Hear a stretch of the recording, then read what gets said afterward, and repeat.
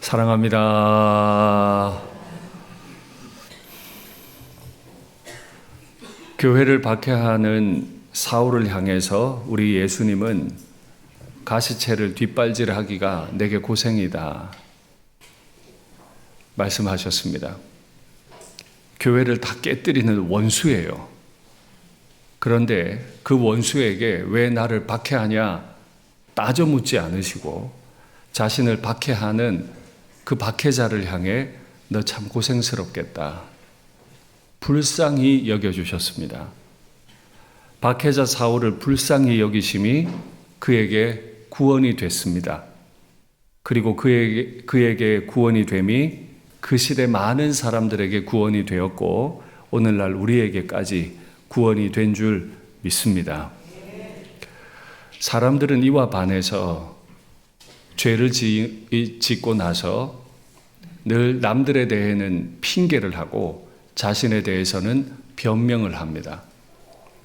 아담은 하와에게, 하와는 뱀에게 늘 핑계를 했습니다. 그러면 하나님은 자신의 피조 세계에 죄가 들어온 것에 대해서 여자와 남자가 죄를 지은 것에 대해서 어떻게 행동하셨을까요? 그들에게 죄를 다 핑계하고 그들을 심판하기만 하셨을까요? 아닙니다. 하나님은 언약을 내신 분으로서 언약에 매이셨습니다. 그래서 그들에게 주신 소명을 다 이루시는, 약속을 지키시는 행동을 해 주셨습니다. 그러나 그렇다고 해서 죄를 가벼이 여기지는 않으셨습니다. 죄를 엄중히 다루셨어요. 죄 없다 해줄게 하지 않으시고 죄에 대한 책임을 반드시 물으셨습니다. 그래서 여자에게 심판하셨고 남자에게 심판하셨습니다. 그리고 오늘 우리는 뱀을 어떻게 심판하셨는지 확인하게 될 겁니다. 하나님은 최초의 사람이 죄를 짓도록 몰래 유혹을 했던 뱀에게 엄청난 심판을 내리셨는데 말씀 확인하겠습니다. 여호와 하나님이 뱀에게 이르시되 네가 이렇게 하였으니 멀쩡히 있는 내 백성을 몰래 유혹해서 죄짓게 했으니 네가 모든 가축과 들의 모든 짐승보다 더 저주를 받게 될 거다. 그래서 첫째, 배로 다니게 될 거고 둘째, 살아있는 동안 흙을 먹게 될 거다. 첫째, 뱀에게 내려진 심판, 배로 다니게 된다. 이 말은 머리가 땅에 떨어지게 된다는 말을 우회적으로 표현한 겁니다. 머리가 땅에 떨어진다. 뱀은 하나님이 지으신 모든 짐승 중에 가장 영리하다고 했는데 그 가장 영리한 머리, 가장 위에 있던 머리가 바닥에 떨어지게 될 거라는 겁니다. 여러분 기억하셔야 됩니다. 우리의 지혜로움이, 우리의 합리적임이, 우리의 똑똑함이, 우리의 높음이 언제 바닥에 떨어질지 모릅니다. 그래서 늘 우리는 조심해야만 합니다. 두 번째, 흙을 먹게 될 거다. 유대인들에게 흙을 먹는 것은 가장 수치스러운 상태가 되었음을 의미합니다. 하나님께서 자기 백성들을 애굽에서 구원해 내실 때 정말 큰 능력을 행하셨죠. 그 능력으로 가나안에 보내려고 할 때 가나안의 주인 노릇하던 죄를 많이 짓던 일곱 족속들은 그 크신 권능 때문에 땅바닥에 흙을 먹는 신세처럼 됐습니다. 선지자 미가는 이스라엘 백성을 구원하시는 하나님을 설명하면서 출애굽 때 가나안 일곱 족속이 흙을 먹는 사람들이 된 것처럼 이스라엘의 구원을 방해하는 여러 이방 나라들도 그렇게 될 거라고 예언을 했는데 미가서의 예언을 확인하죠. 이르되 여러 나라가 보고 자기의 세력을 부끄러워하여 여태는 이스라엘을 멸망시켰던 자신의 세력을 자랑했습니다. 자신의 높음을 자랑했는데 하나님이 진짜 권능을 보이시니까 그 나라들이 자기의 세력을 수치로 여겼습니다. 하나님 앞에 아무것도 아닌 것처럼 부끄러워하게 됐대요. 그들이 뱀처럼 티끌을 핥으며 땅에 기는 벌레처럼 떨며 그 좁은 구멍에서 나와서 두려워하며 우리 하나님 여호와께로 돌아와서 주로 말미암아 두려워하리이다. 하나님은 뱀을 가장 수치스러운 존재로 낮추어 버리셨습니다. 여자를 심판하셨고 남자를 심판하셨고 뱀을 심판하셨는데 이 세 심판받은 사람들의 심판에게는 공통점이 하나 있습니다. 그 공통점은 바로 관계에 기반을 둔 심판이라는 겁니다. 관계에 기반을 둔 심판. 여러분 기억하셔야 됩니다. 죄가 들어오면 관계를 다 깨뜨리고 뒤틀어 버립니다. 죄가 들어오니까 여자는 남자와 머리를 맞대던 존재에서 그만 남자 아래로 떨어져서 남자에게 굴복하는 존재가 되게 하셨습니다. 남자는 여자를 위해 죽도록 평생 동안 땀을 흘리며 고생하게 하셨습니다. 뱀은 모든 짐승들보다 아래로 내려가게 하셨습니다. 여러분, 관계를 조심하셔야 됩니다. 우리의 관계 속에 부부 관계에, 부모와 자녀들 관계에, 교인들과의 관계에 자꾸 좋지 못한 감정이 일어나고 밀어내고 싶은 마음이 있다면 기억하셔야 돼요. 그건 결코 본래적인 게 아닙니다. 자연스러운 게 아닙니다. 죄가 들어와서 지금 심각한 위기 가운데 있음을 꼭 인식하셔야 됩니다. 하나님께서 이렇게 관계에 기반해서 심판을 하실 때 하나님은 뱀에게 더 특별한 심판 한 가지를 더하셨어요. 말씀 확인하겠습니다. 내가 너로 뱀 너로 여자와 원수가 되게 하고 네 후손도 여자의 후손과 원수가 되게 하리니 여자의 후손은 내 머리를 상하게 할 것이요 너는 그의 발꿈치를 상하게 할 것이다. 역시 이 심판도 관계에 관한 거죠. 첫째, 여자의 후손이 너 뱀의 머리를 상하게 할 거다. 뱀의 머리는 가장 영리한 머리였습니다. 그런데 하나님이 그 머리를 상하게 하십니다. 발로 밟아서 상하게 하세요. 머리가 깨뜨려지면 그는 다른 곳에서 결코 머리가 될 수 없지요. 그는 하나님이 지으신 동산에서 자기가 머리가 되고 싶었어요. 그러나 하나님은 그의 머리를 상하게 하심으로 그가 하나님의 나라에서 머리 되는 일이 결코 일어나지 않도록 틀어막으셨습니다. 마귀는 사탄은 결코 하나님의 나라를 빼앗을 수 없고 그 나라의 주인이 될 수 없도록 하나님은 철저하게 막으신 줄 믿습니다. 둘째, 놀랍죠. 이것을 먹는 날에 반드시 죽을 거다. 하나님은 언약을 주셨어요. 근데 여자는 그 나무 과실을 먹었죠. 그러면 주신 말씀을 따라 반드시 죽어야 합니다. 하나님은 약속을 지키는 분이시니까요. 그런데 하나님은 그 여자에게 소명도 주셨죠. 생육하고 번성하고 충만하라. 하나님은 이 소명을 이루기 위해 반드시 죽겠지만 이 여자의 죽임을 유예하셨습니다. 다음 주도 보시겠지만 이 여자는 오랫동안 이 땅에 살면서 생육, 번성, 충만의 그 소명을 이루어가게 하십니다. 우리 하나님은 자신이 내신 언약에 스스로 매이시기 때문에 반드시 죽이시되 죽음을 유예하셔서 비록 죄인이지만 임신의 기쁨을, 자녀를 기르는 기쁨을 누리게 해 주셨습니다. 그런데 그 죄인 여자에게서 난 후손이 뱀의 머리를 상하게 하는 메시아가 되게 하겠다. 충격적인 얘기 아닙니까? 이 세상에 가장 처음으로 죄를 지은 여자입니다. 죄인이에요. 오고 오는 모든 사람들의 원수 같은 역할을 했고 하나님 가슴을 너무 아프게 했어요.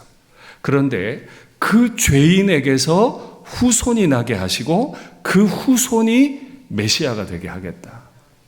그래서 오늘 말씀의 제목처럼 죄인으로부터 구원이 시작되게 하셨습니다. 가만히 묵상해 보십시오. 죄를 지은 날, 그날 반드시 죽여서 없애실 수 있는데 하나님은 그 여자에게 주신 또 다른 약속을 이루시고 그 여자를 불쌍히 여기셔서 죄인에게서 구원자가 나게 하십니다. 교회를 깨뜨리는 사울을 변화시키셔서 교회를 섬기는 사도가 되게 하신 하나님이시죠. 여러분, 우리가 인간관계 하면서 별로 마음에 안 드는 사람들 있죠. 다시는 안 보고 싶은 사람도 있죠. 그런데 하나님은 그를 귀하게 여기세요. 그 죄인으로부터 구원이 시작되도록 그날 바로 하나님은 조치해 주신 줄 믿습니다. 셋째, 그 뱀이 여자의 후손의 발꿈치를 물어서 상하게 할 거다. 와! 여자의 후손은 뱀의 머리를 밟아버릴 거고 뱀은 여자의 후손의 발꿈치를 상하게 하니까 발꿈치 상하는 정도는 별로 심한 거 아닌가 보다.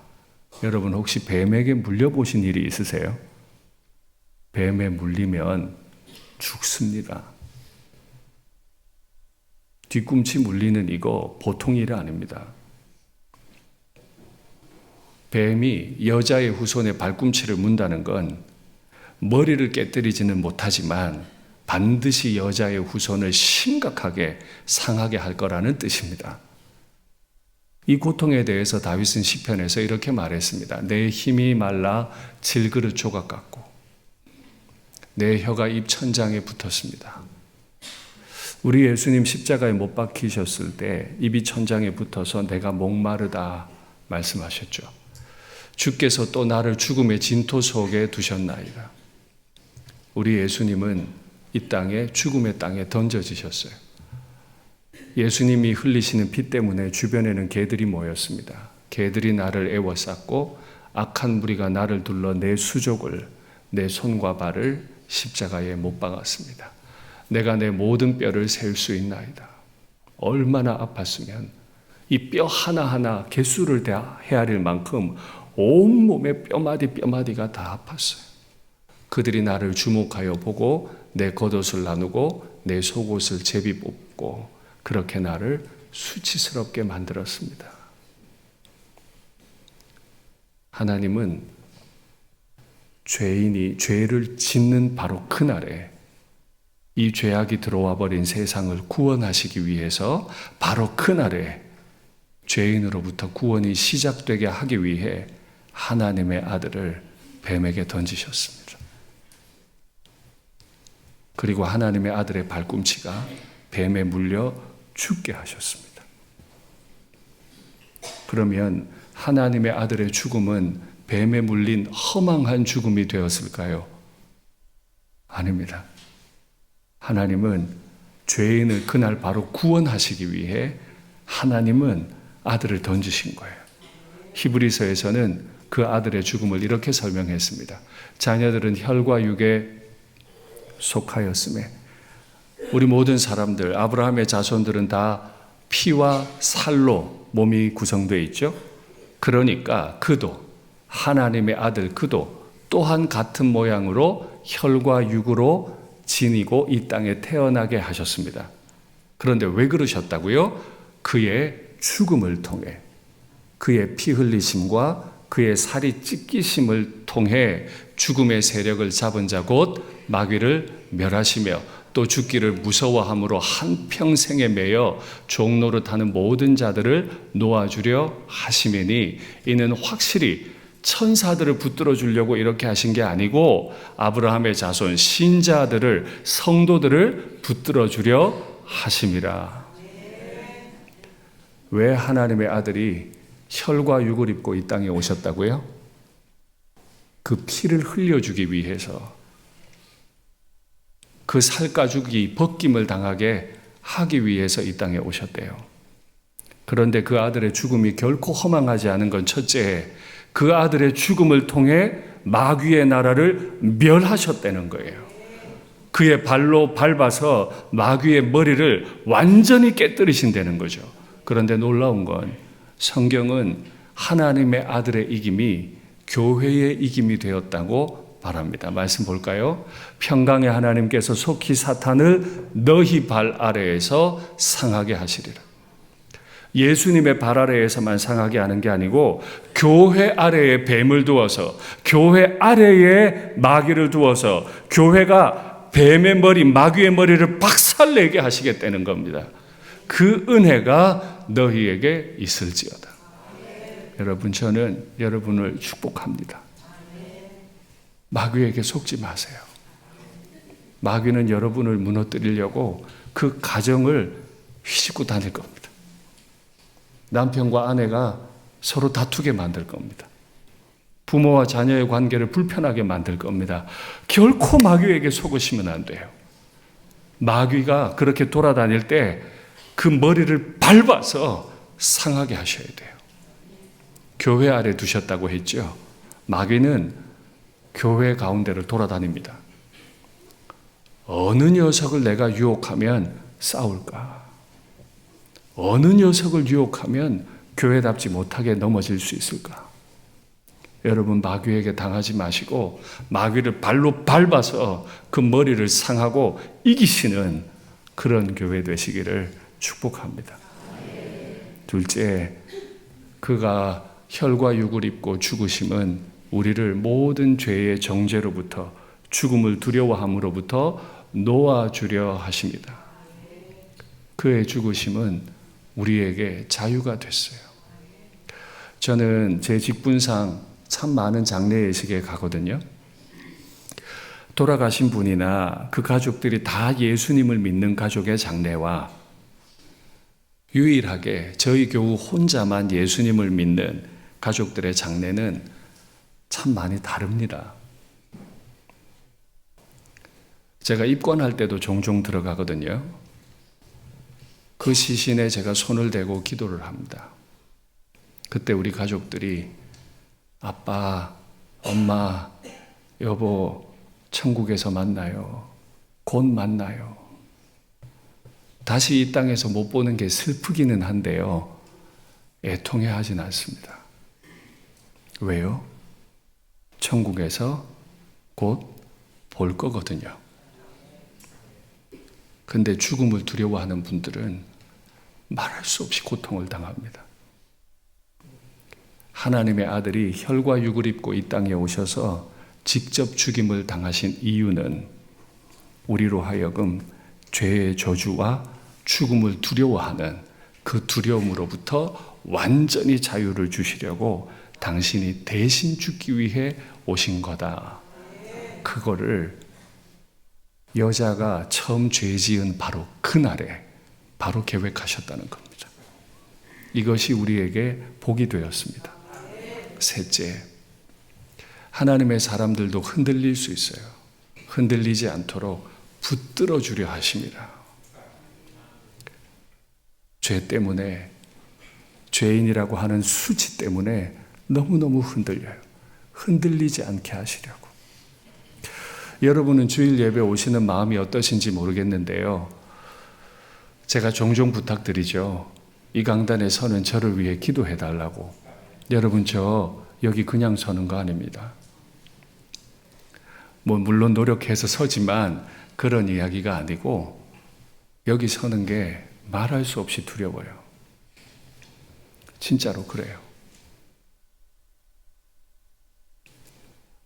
요즘도 날이 별로 춥지 않은 날도 제가 이걸 들고 다니는 건 혈액순환이 전혀 안 돼요. 손바닥이 터질 것 같아요. 근데 제가 왜 이렇게 고통을 당할까요? 고통 너무 거창하네요. 왜 이렇게 힘이 들까요? 여기 설 수 없는 죄인이잖아요. 하나님의 말씀을 전할 자격이 없는 죄인이잖아요.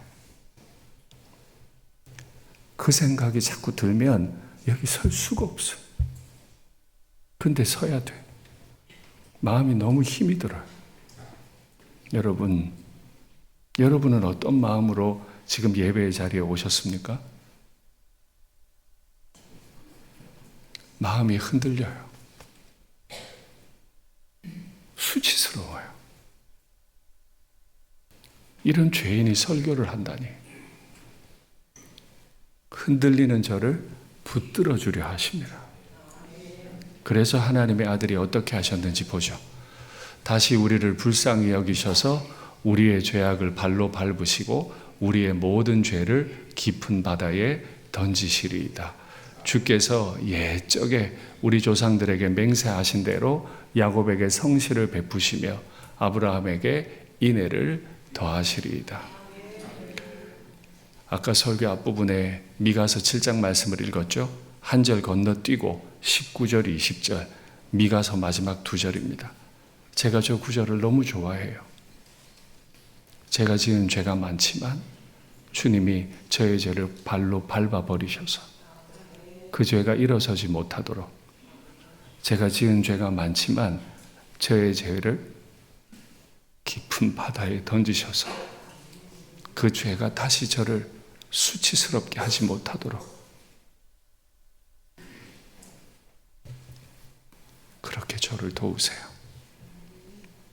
그렇게 오늘 하루를 성도로, 목사로 살아갈 수 있게 하시죠. 이 일을 위해서 하나님은 특별한 일도 행하셨습니다. 말씀 주시죠. 여호와 하나님이 아담과 그의 아내를 위하여 가죽옷을 지어 입히시니라. 아담이 자기 죄로 수치를 당하고 있을 때 하나님은 아마도 짐승을 죽이셨을 겁니다. 하늘의 하나님이 자신이 지으신 짐승을 죽여서 그 짐승으로부터 가죽을 뜯어냈겠죠. 그 뜯어낸 가죽으로 옷을 만들어서 아담과 하와의 수치를 가려주셨습니다. 하나님의 아들이 혈과 육을 입고 이 땅에 오신 것은 그 피를 흘려 저의 더러운 죄를 씻으시고 그 아들의 가죽을 벗겨 제게 옷을 입히시기 위해 오신 것입니다. 그 옷은 낡아버리는 옷이 아니에요. 우리 구주의 옷은 낡아버리질 않아요.